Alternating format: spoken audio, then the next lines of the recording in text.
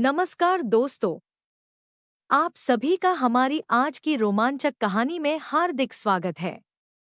अगर आप हमारे चैनल पर पहली बार आए हैं, तो सब्सक्राइब करना ना भूलें और बेल आइकन दबाकर सभी नई कहानियों का आनंद लें। आज की कहानी बेहद खास और दिलचस्प होने वाली है, इसलिए लास्ट तक जरूर सुनें, आपको बहुत मजा आने वाला है। तो बिना किसी देरी के चलिए कहानी शुरू करते हैं।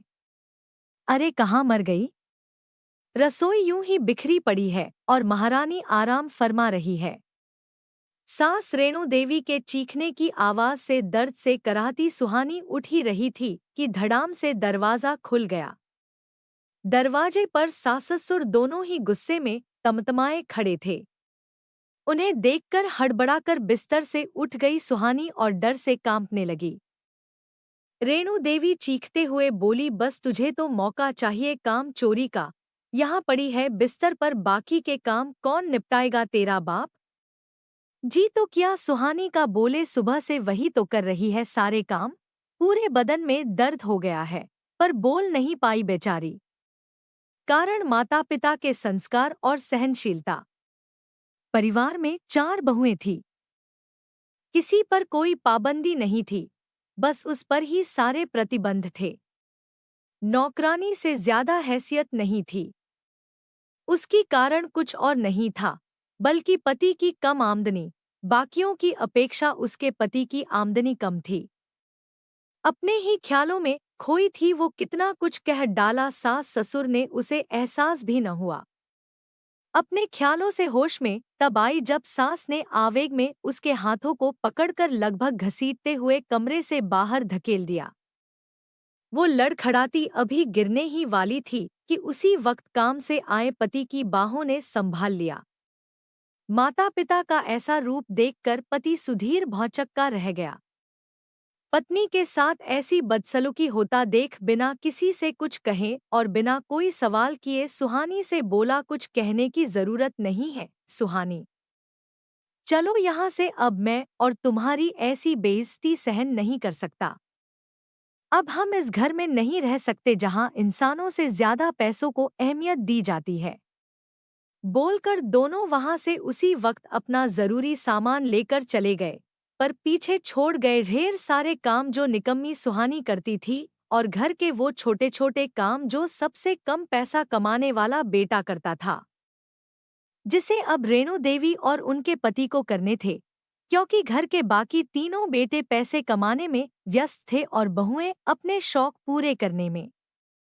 सुहानी और सुधीर अपनी जिम्मेदारी को समझते हुए अपने कर्तव्यों को कर रहे थे, लेकिन माता पिता दोनों सुधीर को हर चीज में कम आंकते और हमेशा कटु तानों से पेट भर देते, जिसका परिणाम बेचारी सुहानी को भी भुगतना पड़ता।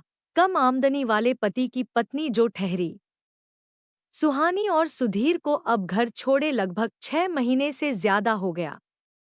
माँ बाप ने खबर तक नहीं ली, किस मुंह से खबर लेते, हिम्मत ही नहीं जुटा पाए बेटे से बात करने की। पैसा कमाने वाले तीनों बेटों पर से घमंड जो चकनाचूर हो चुका था, क्योंकि सुधीर घर का बड़ा बेटा था।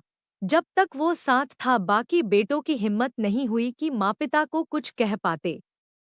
शायद बड़े भाई की इज्जत थी या डर, जो भी हो, सुहानी और सुधीर के रहते आज तक किसी ने चू तक नहीं की थी रेणु देवी और उसके पति से। लेकिन सुहानी और सुधीर के घर छोड़ने के 10 दिन बाद तीनों बहुओं ने और बेटों ने बड़ी चालाकी और धोखाधड़ी से घर के कागज अपने नाम करवा लिए। मकान, गहने, जेवर सब लूट लिया। यहाँ तक कि सुधीर के पिता और माँ अब घर की छत और एक वक्त की रोटी के मोहताज हो गए। रेणु देवी और उसके पति के हालत अब भिखारियों से भी ज्यादा बुरी हो गई। एक दिन सुहानी मंदिर की सीढ़ियां चढ़ ही रही थी कि अचानक फटे पुराने कपड़े पहने एक औरत, चेहरा ऐसा कि जैसे महीनों से नहाई न हो, सुहानी से हाथ आगे करके कुछ खाने को मांगा। भूख लगी है सेठानी, कुछ खाने को दे दो। जैसे ही सुहानी ने चेहरा घुमाकर कुछ देने के लिए हाथ बढ़ाया, देखा तो देखती रह गई और हक्का बक्का हुई। सुहानी बोली, माँ जी, आप यहाँ इस हालत में? सुहानी के मन में एक पल भी ख्याल नहीं आया कि कैसे उसके सास ससुर ने उसका और उसके पति सुधीर का जीना दुश्वार किया था। तुरंत देखते ही बोली, चलिए मेरे साथ यहाँ से चलिए। और पापा जी कहाँ हैं? रेणु देवी बस टकटकी लगाकर देखती रह गई, क्योंकि सुहानी के दिन बदल गए थे। अब वो लाचार और मजबूर सुहानी जो नहीं थी, उनके सामने महंगी साड़ी और गहनों से लदी सुहानी की खूबसूरती से आंखें न हटने वाली थी। पूरी सेठानी ही लग रही थी। पहले तो रेणु देवी ने आश्चर्य भरी निगाहों से सुहानी को ऊपर से नीचे तक निहारा और पूरी तरह पहचान जाने पर देखते ही देखते सुहानी के पैरों में गिर गई और रो रो कर अपने किए की माफी मांगने लगी। अपने पैरों को खींचते हुए तभी सुहानी ने कहा, माँ जी ये आप क्या कर रही हैं? आप प्लीज मुझे जीते जी नर्क मत भेजिए। चलिए घर चलते हैं। अब रेणु देवी और उनके पति की बड़े बेटे और बहू की हैसियत को देखकर आंखें शर्म से झुकी हुई थी। घर गाड़ी और नौकर चाकर सब थे दोनों के पास। दोनों ने यह पाने के लिए रात दिन एक करके आज यह मुकाम जो पाया था। बहू बेटे से अपने किए की माफी मांगकर अब सुहानी और सुधीर को कभी न दिया गया माता पिता द्वारा मान सम्मान और भर भर के खूब सारा प्यार दुलार किया, जिसके लिए सुहानी और सुधीर हमेशा तरस रहे थे। बहू बेटे ने भी खुले दिल से माँ और पिता द्वारा की गई गलतियों को भूलकर और यह बोलते हुए कि अगर आपने हमारे साथ रवैया न अपनाया होता तो आज हम इतने ऐशो आराम वाली जिंदगी शायद न जी पाते। और सुहानी और सुधीर ने अपने माता पिता को खुशी खुशी अपना लिया।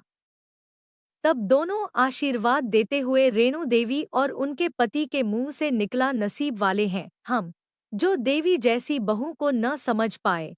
तब सुधीर ने आंख मारते हुए कहा, और मैं देवता। सुधीर की बात सुनते ही सब जोर जोर से हंसने लगे। तो प्यारे दोस्तों, यह थी हमारी आज की शानदार और रोमांचक कहानी। आपको यह कहानी कैसी लगी? हमें कमेंट करके जरूर बताएं। आपकी राय हमारे लिए बहुत कीमती है। अगर कहानी पसंद आई हो तो लाइक जरूर करें, इसे अपने दोस्तों के साथ शेयर करें और हमारे चैनल को सब्सक्राइब करना ना भूलें, ताकि आप आने वाली मज़ेदार कहानियों को मिस ना करें।